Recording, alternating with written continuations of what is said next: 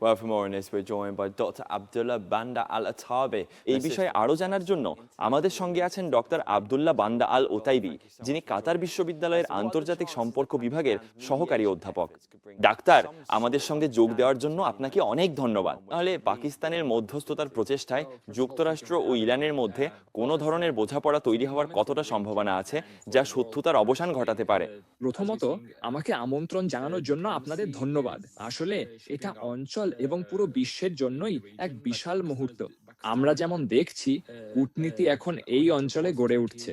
যেমন পাকিস্তান এবং রিপোর্ট অনুযায়ী তুরস্ক ও মিশরও উভয় পক্ষ অর্থাৎ ইরান ও যুক্তরাষ্ট্রের মধ্যে মধ্যস্থতার চেষ্টা করছে। এবং এই অঞ্চল আশাবাদী যে এটি যুদ্ধের অবসান ঘটানোর একটা ভালো ইঙ্গিত। এই যুদ্ধ শুধু এই অঞ্চল নয়, বরং বৈশ্বিক স্বার্থকেও হুমকির মুখে ফেলছে। আমরা কেবল কিছু উদাহরণ দিলাম, বা এই যুদ্ধের কিছু পরিণতি বললে। মূলত জ্বালানি, হরমুজ প্রণালী এবং এই তালিকা আরো অনেক দূর পর্যন্ত যায়। তাই এখন আমি মনে করি এই অঞ্চলের প্রত্যেকেই, যারা যুক্তিসঙ্গত, তারা মধ্যস্থতা নিয়ে আশাবাদী এবং এটি সত্যিই গুরুত্বপূর্ণ।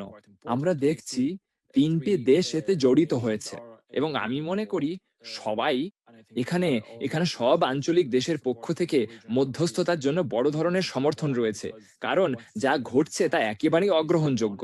আপনি দেখছেন ইরান আঞ্চলিক দেশগুলোর ওপর আক্রমণ করছে এবং আন্তর্জাতিক আইন ও ভালো প্রতিবেশী সম্পর্কের নিয়ম ভঙ্গ করছে, যা এই অঞ্চলের জন্য সম্পূর্ণ বিপরীত।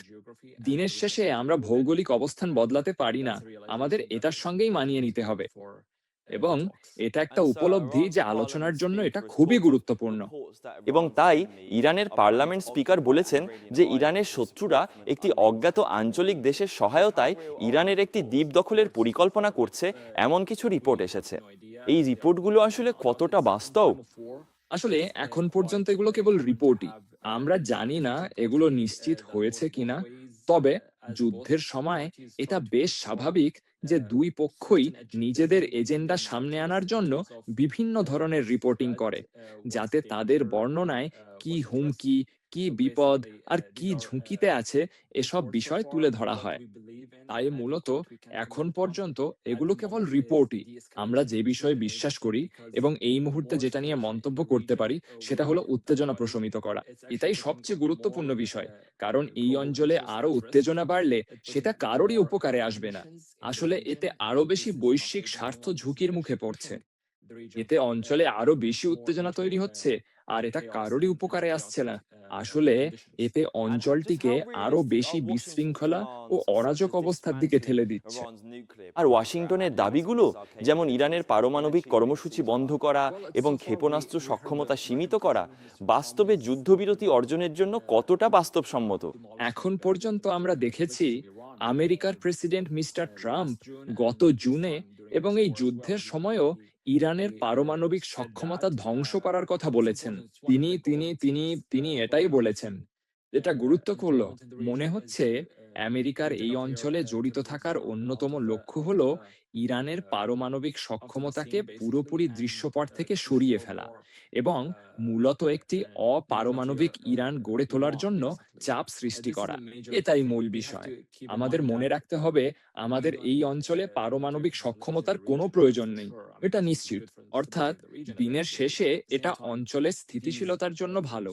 কিন্তু একই সঙ্গে এসব বিষয়ে মধ্যস্থতা, আলোচনা এবং সংলাপের মাধ্যমে হওয়া উচিত। এটাই মূল বিষয়। কারণ আমরা ব্যবহার করতে পারি না। আমরা আসলে সশস্ত্র উপায়ে কিছু বিষয় জোর করে চাপিয়ে দিতে পারি না। সংলাপের দিকে এগিয়ে যাওয়াটা খুবই গুরুত্বপূর্ণ এবং আমি মনে করি পাকিস্তান, মিশর এবং তুরস্কের প্রচেষ্টা এই অঞ্চলে প্রশংসিত হচ্ছে।